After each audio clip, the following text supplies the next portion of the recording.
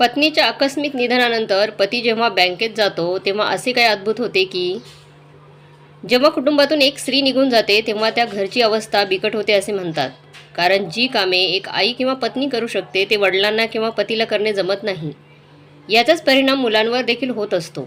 कारण पत्नीने अर्ध्या वाटेतून या जगातून निरोप घेतल्यानंतर मुलांचे कसे होणार याची चिंता पतीला असते. अशीच काहीशी चिंता सोलापूर येथील रहिवासी असलेले रवींद्र गायकवाड यांना होती.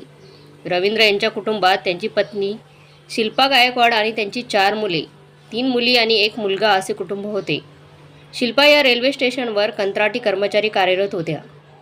सर्व काही सुरळीत चालले होते, पण त्यांच्या संसाराला कोणाची तरी नजर लागली आणि शिल्पा यांचे आकस्मिक निधन झाले. शिल्पा यांच्या जाण्याने संपूर्ण कुटुंबाला मोठा धक्का बसला. घराची आर्थिक घडी विस्कटली होती. सर्व गणित कोलमडून पडले होते.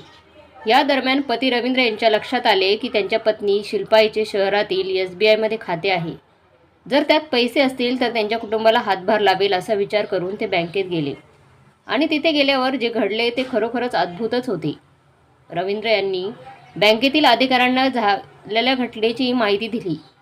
तसेच त्यांनी शाखा अधिकारी विशाल गायकवाड यांना विनंती केली की त्यांची पत्नी शिल्पा हिचे या शाखेत बँकेचे खाते आहे.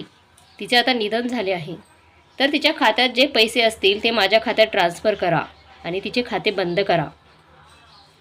जेव्हा बँकेतील अधिकाऱ्यांनी शिल्पा यांचे खाते चेक केले तेव्हा त्यांना ही बाब समजली की शिल्पा यांनी हे खाते सुरू करतानाच प्रधानमंत्री जीवन विमा काढला होता.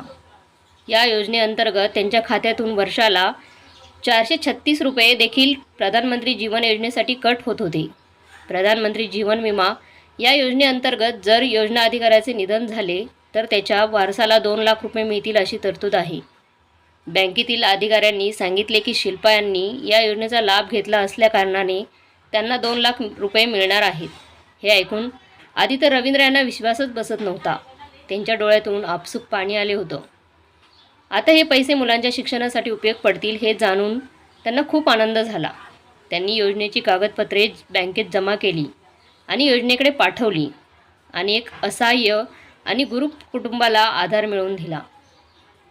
रवींद्र गायकवाड यांच्या परिस्थितीची माहिती असल्याकारणाने बँकेतील अधिकाऱ्यांनी त्यांनाही मिळालेले 2 लाख रुपये रक्कम त्यांनी त्यांच्या 3 मुलांच्या नावाने फिक्स डिपॉझिट करण्यास सांगितले, जेणेकरून ही रक्कम त्या मुलांच्या लग्नासाठी किंवा शिक्षणासाठी त्यांना उपयोगी पडेल. रवींद्र गायकवाड देखील यासाठी तयार झाले आणि त्यांनी पुढील प्रक्रिया पार पाडली.